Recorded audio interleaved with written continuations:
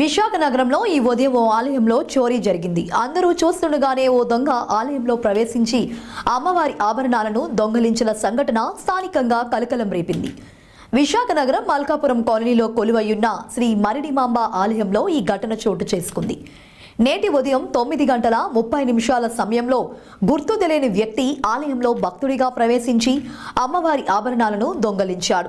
ఆలయంలో ఎవరూ లేని సమయం చూసి అమ్మవారి మెడలో బంగారు ఆభరణాలు దోచుకోవడంతో స్థానికంగా ఈ విషయం చర్చనీయాంశంగా మారగా నగరంలో పోలీస్ నిఘా కరువైందని పలువురు స్థానికులు బహిరంగంగానే విమర్శిస్తున్నారు. మరోవైపు ఇకనైనా పోలీసులు అనుమానిత ప్రాంతాల్లో పటిష్ట భద్రతా చర్యలు చేపట్టాలని పలువురు డిమాండ్ చేస్తున్నారు.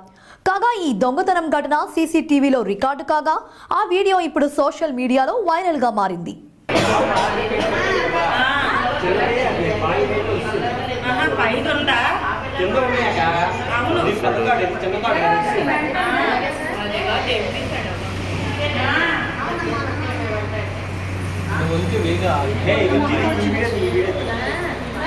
ఆ బయట వీడియోలో పడ్డాడు, బయట వీడియోలో పడ్డాడు ఫేస్